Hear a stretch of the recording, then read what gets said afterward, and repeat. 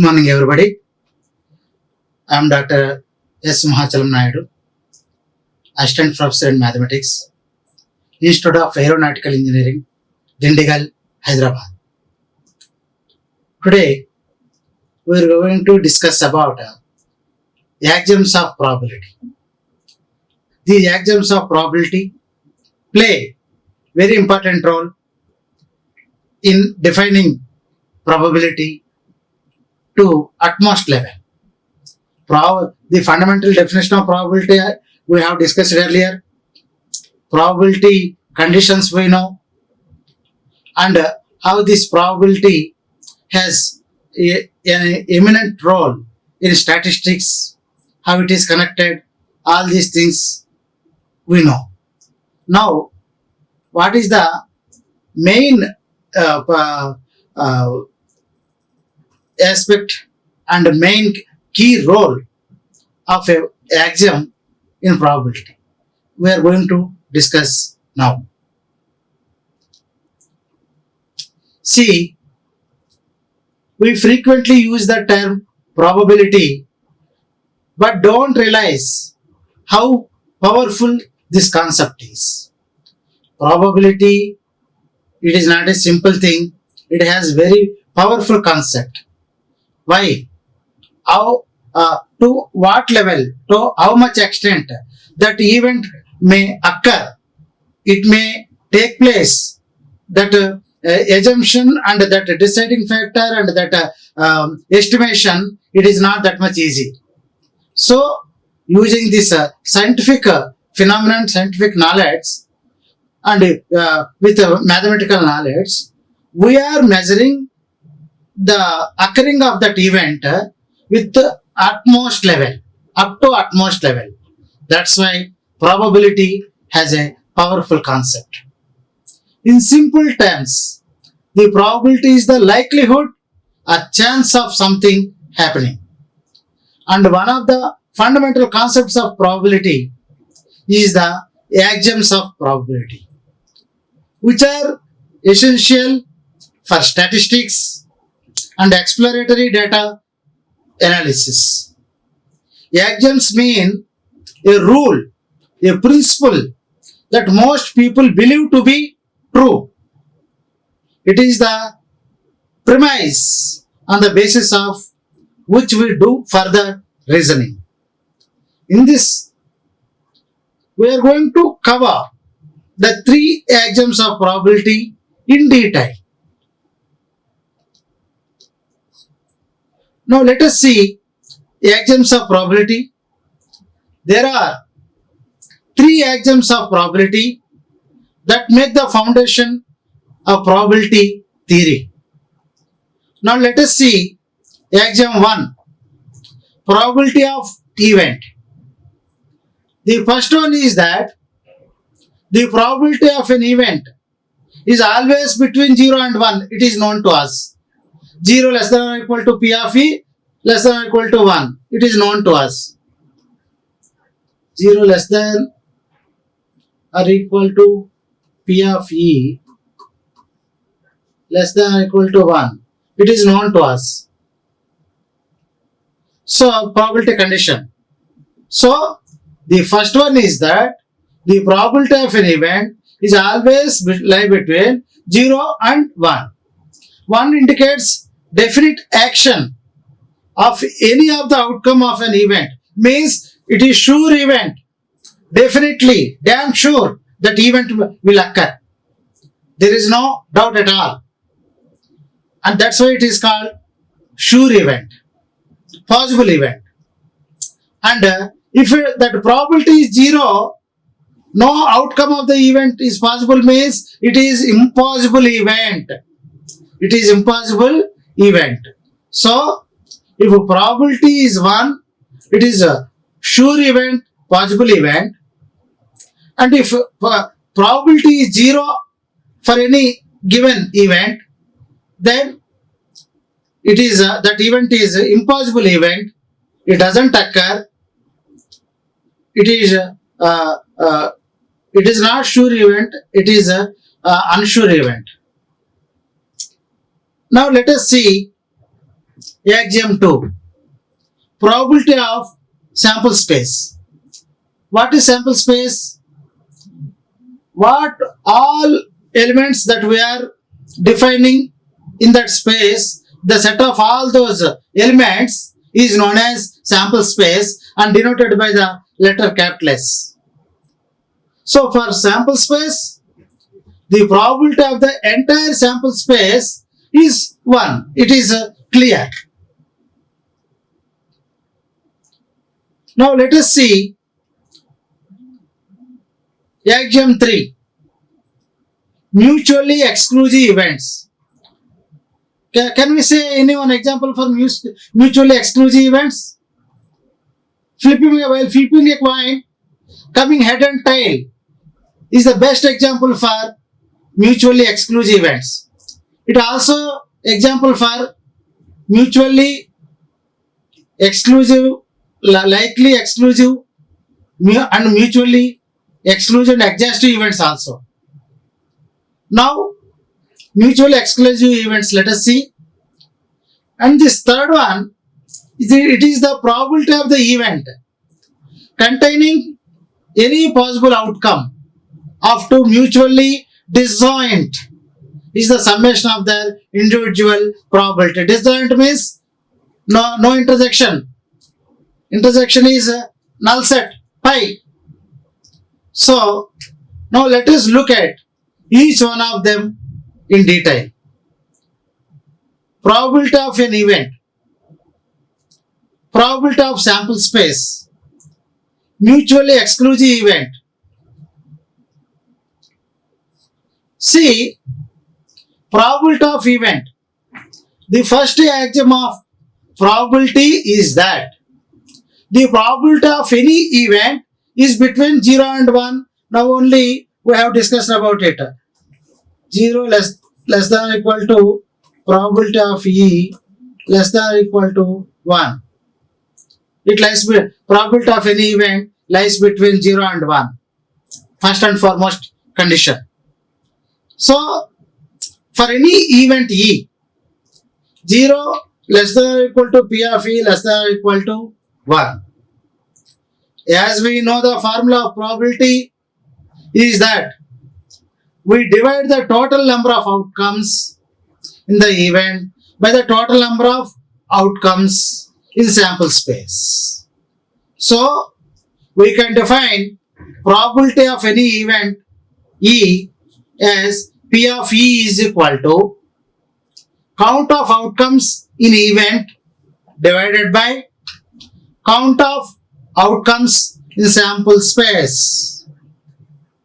This is the fundamental definition of probability of any event.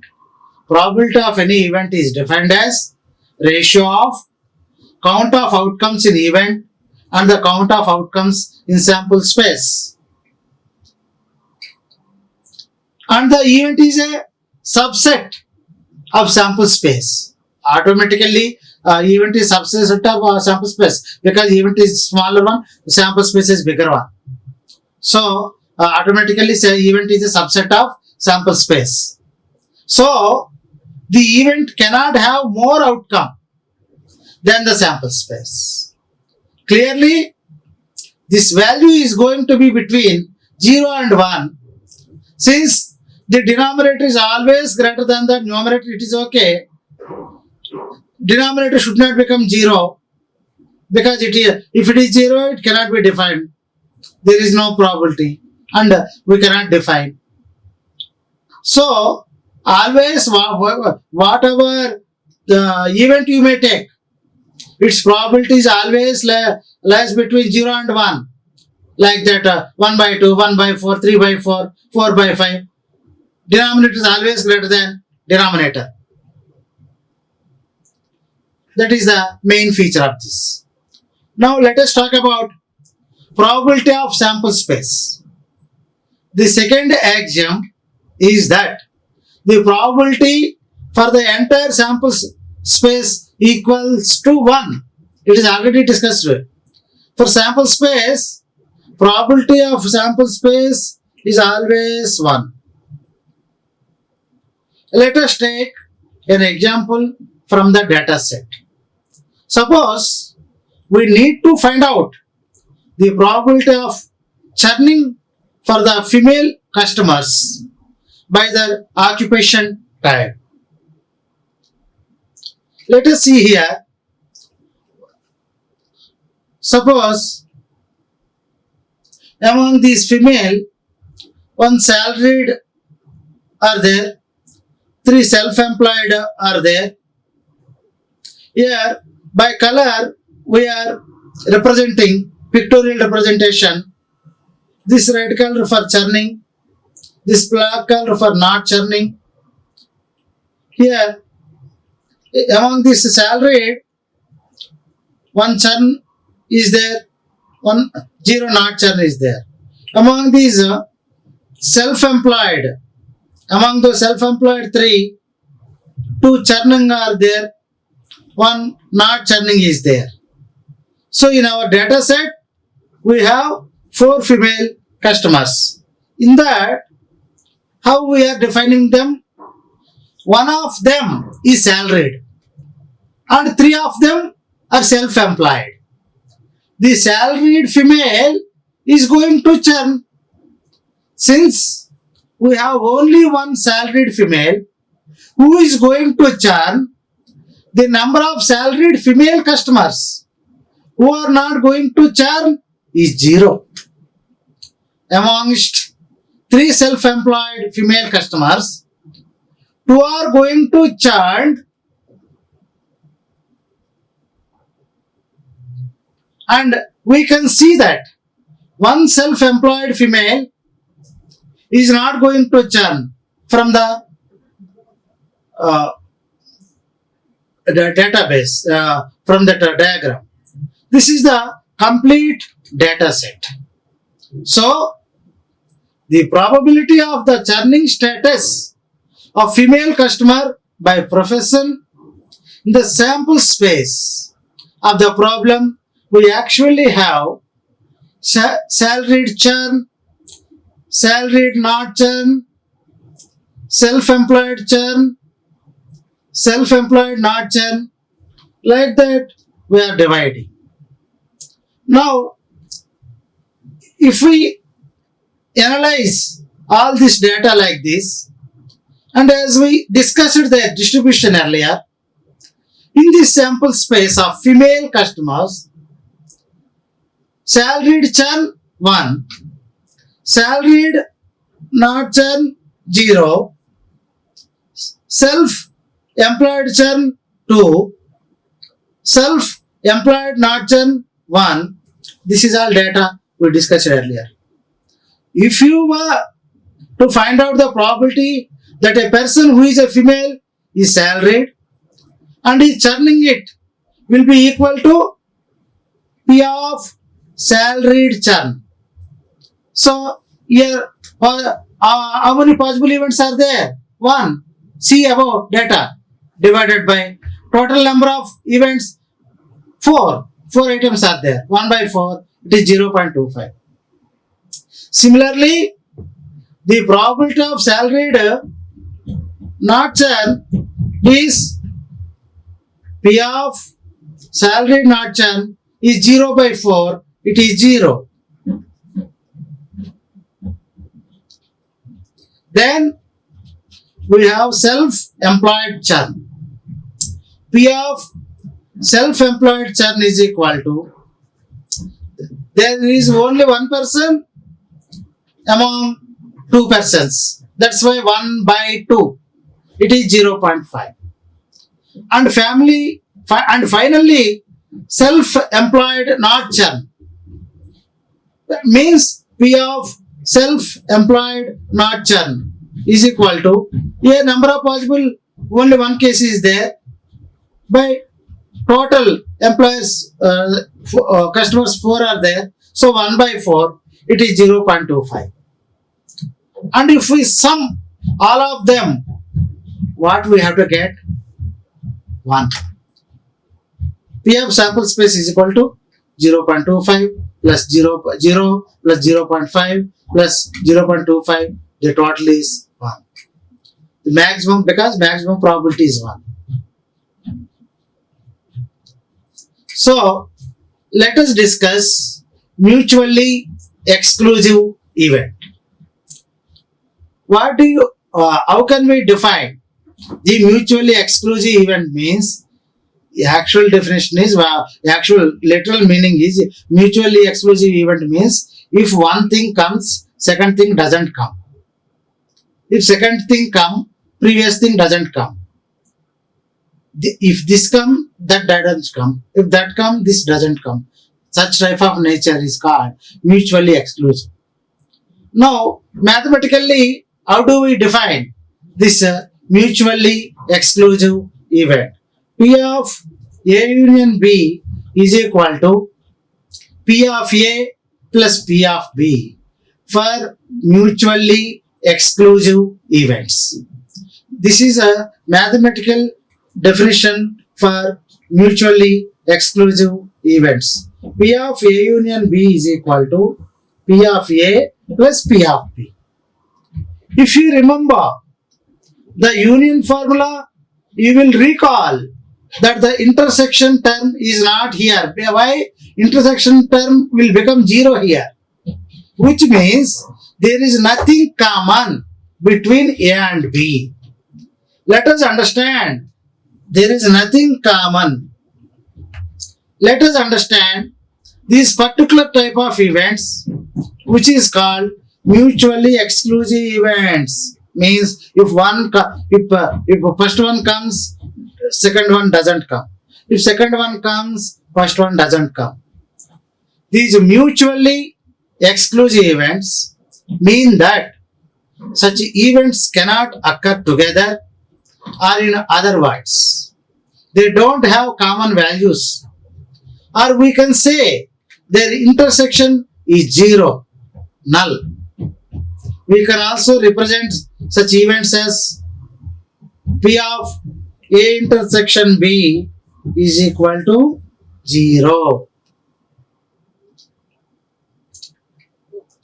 Now, this means that the intersection is 0, or they do not have any common value. For example, let us see this event A. This is getting a number greater than 4 after rolling a die. The possible outcomes would be, what are they? 5 and 6. Now let us see some event B is getting a number less than 3. What are the possibilities? 1 and 2. Getting 1 or 2. Here the possible outcomes would be 1 and 2. Clearly, both these events cannot have any common outcome. An interesting thing to note here is that events A and B are not complemented of each other, but yet they are mutually exclusive. Very nice example.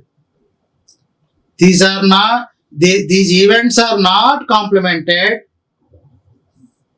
of each other, but yet they are mutually exclusive. Very nice example. Now let us see mutually exhaustive. One more important concept is mutually exhaustive event. This mutually exhaustive event, which is often confused with mutually inclusive events. Mutually exhaustive events mean that such events together make up everything that can possibly happen in a random experiment.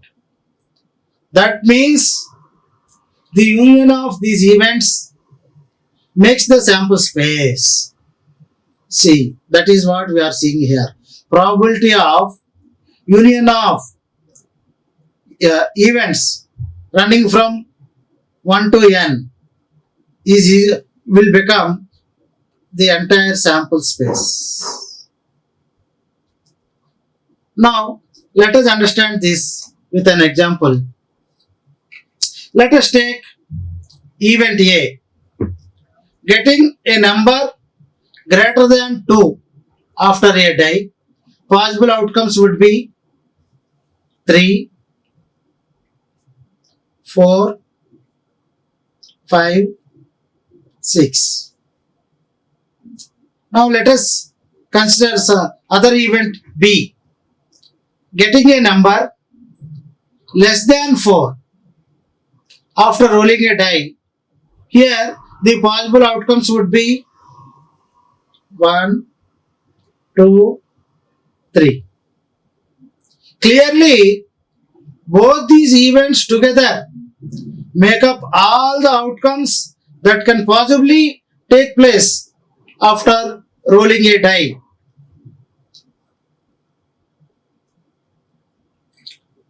How mutually exhaustive events differ from mutually exclusive events means we are going to define what is the main difference between mutually exhaustive events and mutually exclusive events. Exhaustive, exclusive, different.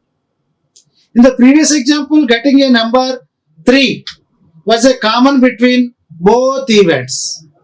So these cannot be mutually exclusive, but they definitely are mutually exhaustive. On the other hand, if we have another event, I think you might have come to some understand with this example.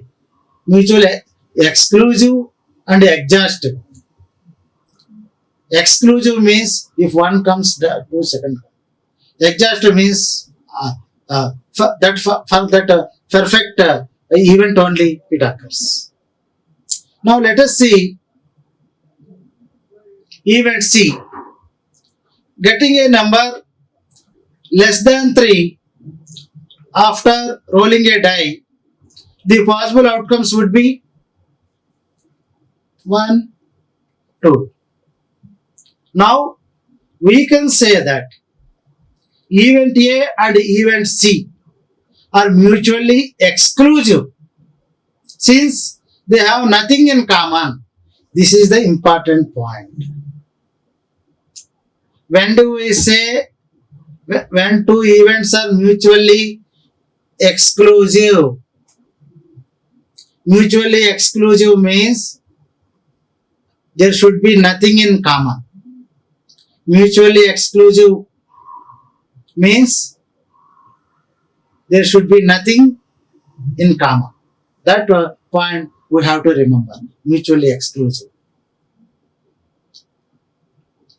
Now, let us see some applications of axiomatic probability. These axioms are applied in modeling and risk assessment. How we can use these axioms in modeling? See, in modeling, we define so many models according to the given constraints, where axiom 1 or axiom 2 or axiom 3, all these work out there. And according to, because how many models you may take, their maximum probability cannot exceed 1. It may touch up to 1. And it may come down to 0 if it is impossible. It cannot go beyond 0. That's why in applied modeling, these are very useful. And in risk assessment, how can we use these axioms?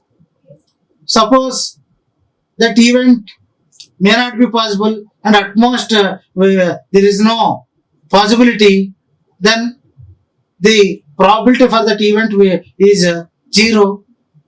P of E is equal to 0. In that risk assessment, there is maximum, suppose there is maximum probability to rescue them, then we give P of E is equal to 1.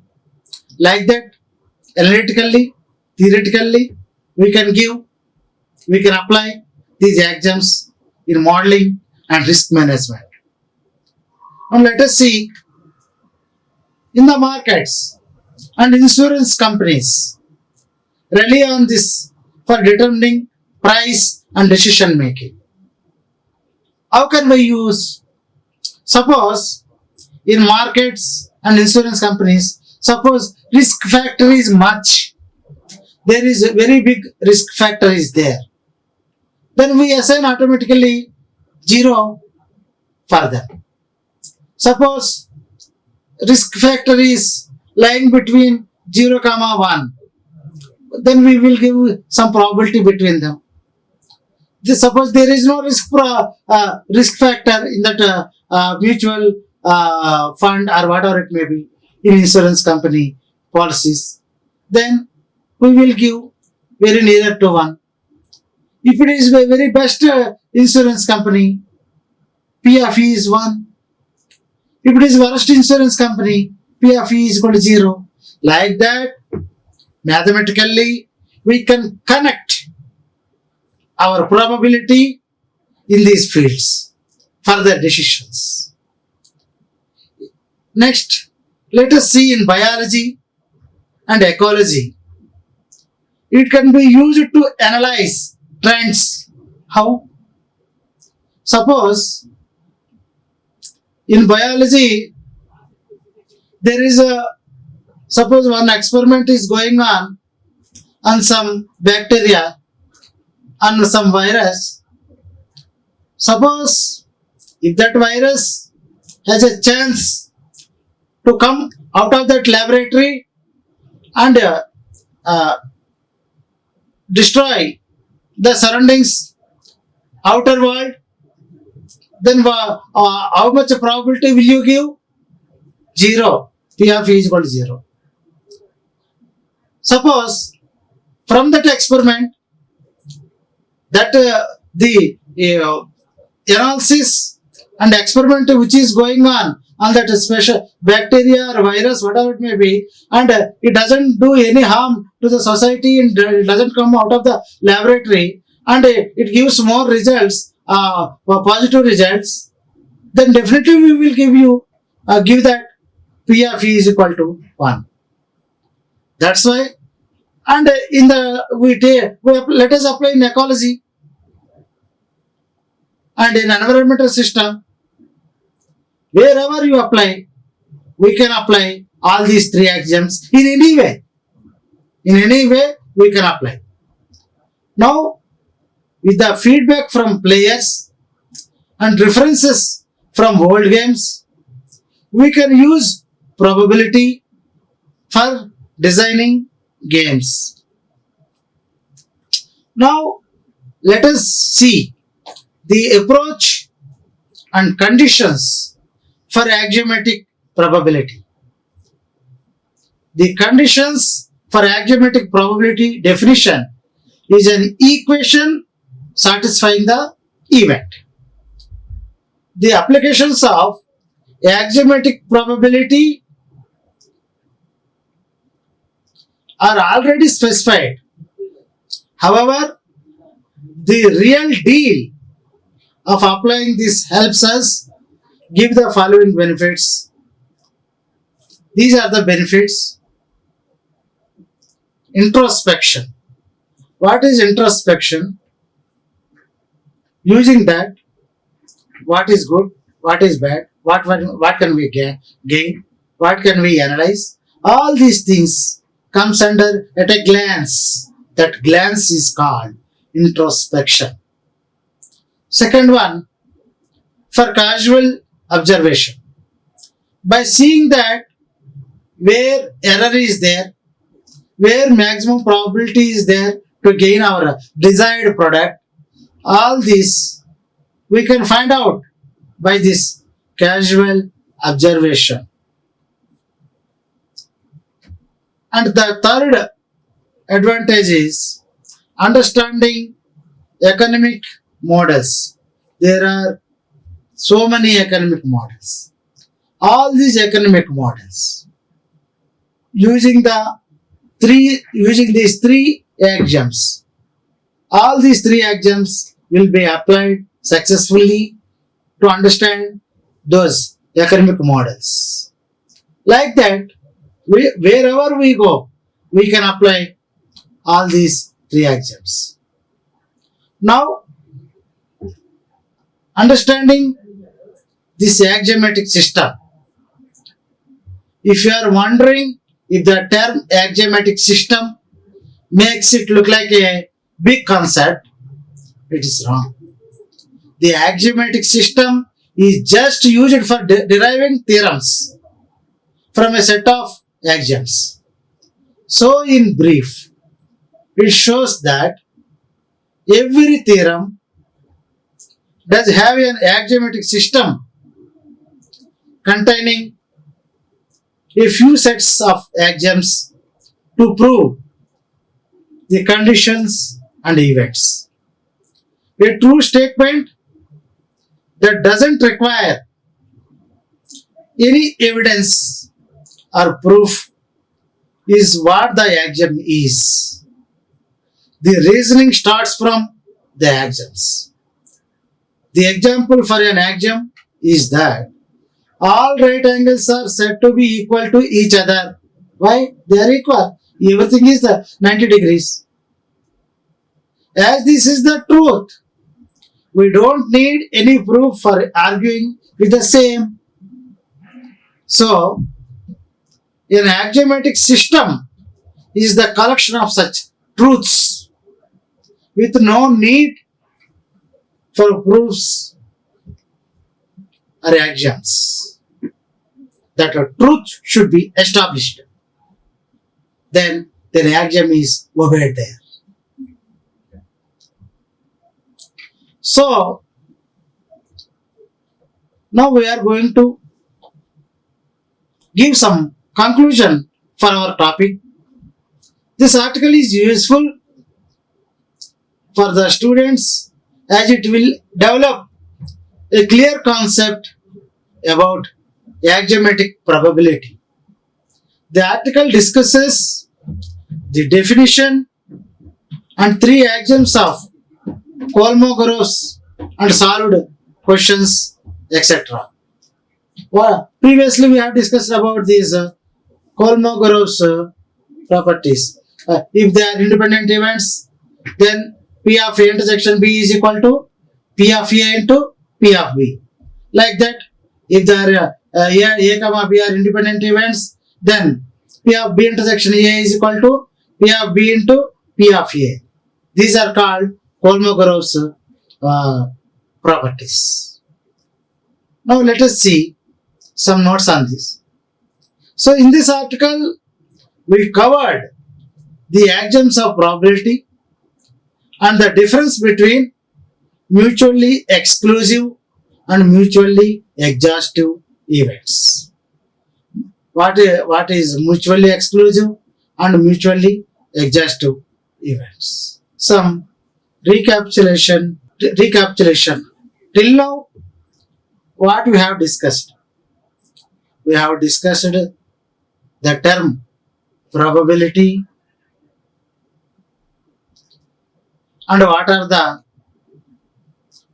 main axioms included in this probability and what is the condition for probability 0 less than or equal to P of E less than or equal to 1 and probability of event. The first one is that the probability of an event is always between 0 and 1. 1 indicates definite action of any of the outcome of an event and 0 indicates no outcome of the event is possible. Like that, axiom 2 we have discussed earlier. For sample space S, the probability of the entire sample space is 1. Like that, axiom 3 also we have discussed there. Mutually exclusive events. And this third one, the probability of the event in detail discusses about these probability of event, probability of sample space and mutually exclusive event. Now, how do we define probability of an event? It is the ratio of count of outcomes in that event to count of outcomes in sample space. So, the probability of sample space is always equal to 1. Now, let us discuss one example. Suppose there are 4 are female. Among those, one is salaried person is there. So, among those, one salaried person, churn is equal to 1, not churn is equal to 0. Among these 3 self-employed, churn is equal to 2, not churn is equal to 1. In our data set, we have 4 female customers. So, one of them is salaried and 3 of them are self-employed. The salaried female is going to churn. Since we have only one salaried female who is going to churn, the number of salaried female customers who are not going to churn is 0. Amongst the 3 self-employed female customers, 2 are going to churn, and we can see that one self-employed female is not going to churn. This is the complete data set. So, the probability of the churning status of female customer by profession in the sample space of the problem, we actually have salaried churn, salaried not churn, self-employed churn, self-employed not churn. So, as we categorize and summarize all this data, here how many are there? Salaried churn 1, salaried not churn 0, self-employed churn 2, self-employed not churn 1. So, from this we can find probability of salaried churn is equal to, here possible events 1, salaried churn is 1 divided by total number of events 4, it is 1 by 4, numerically it is 0.25. Similarly, P of salaried not churn, possible events 0 by total 4, 0 by 4 is 0. Then we have self-employed churn is defined as P of self-employed churn is equal to 1 by 2, it is 0.5. And finally, self-employed not churn is equal to possible events 1 by total number of events 4, 1 by 4, it is 0.25. We know the sum of all probabilities should become 1. So it becomes P of sample space. Here P of sample space is equal to 0.25 plus 0 plus 0.5 plus 0.25, totally it is 1. So, mutually exclusive event. P of A union B is equal to P of A plus P of B. Mathematically, the concept for mutually exclusive event is equal to P of A union B is equal to P of A plus P of B. Mutually exclusive. And mutually exclusive events, they do not have common elements. That's why P of A intersection B becomes 0. P of A for mutually exclusive event, two things mathematically we have to remember. P of A union B is equal to P of A plus P of B, and probability of A intersection B is 0. This means that the intersection is zero or they do not have any common value. For example, let us define event A as getting a number greater than 4 after rolling a die. The possible outcomes would be 5 and 6. Let us define event B as getting a number less than 3. What are the 1 and 2? Clearly, both these events cannot have any common outcome. An interesting thing to note here is that events A and B are not complemented of each other. Complemented means if one's complement should become other's complement should become first one. But here it is not coming like that. Here A and B are not complemented of each other, and but they are mutually exclusive. They are mutually exclusive. Means common part is 0. Mutually exhaustive. Now let us define what is mutually exhaustive. One more important concept is mutually exhaustive event, which is often confused with mutually inclusive events. Mutually exhaustive events mean that such events together make up everything that can possibly happen in a random experiment. That means the union of these events makes the sample space mutually exhaustive. P of union of E I stands from 1 to n should become sample space S. Now let us see event A getting a number greater than 2 after a die. Possible outcomes would be 3, 4, 5, 6. Let us see event B getting a number less than 4. What are they? 1, 2, 3. So clearly both these events together make up all the outcomes that can possibly take place after rolling a die. How mutually exhaustive events differ from mutually exclusive events. In the previous example, getting a number 3 was common between both events, so these cannot be mutually exclusive because 3 is common now. That's why these cannot be mutually exclusive, but they definitely are mutually exhaustive.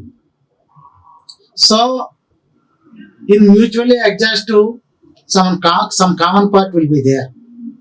In mutually exclusive, there is no common part. That is the main difference between mutually exhaustive and mutually exclusive. In mutually exhaustive, some common will be there. In mutually exclusive, no common part. Event C, getting a number less than 3 after rolling a die, the possible outcomes may be 1, 2. So we can say that event A and event C are mutually exclusive since they have nothing in common. Now let us see applications of axiomatic probability once again. These 3 axioms can be applied in modeling and risk management, risk assessment. We discussed earlier. And second one, the markets and insurance companies rely on this for determining price and decision making. And in biology and ecology, it can be used to analyze trends time to time. With the feedback from players and references from old games, we can use probability for designing games. So, the approach and conditions for axiomatic probability, we can they helps us give the following benefits: introspection. Second one, usual casual observation, and third one, to understand economic models. Now, understanding the axiomatic system mostly depends upon this is the axiomatic system, and it is the collection of such truths with no need for proofs or axioms. So finally, we are going to give conclusion once again. This article is useful for the students as it will develop a clear concept about axiomatic probability.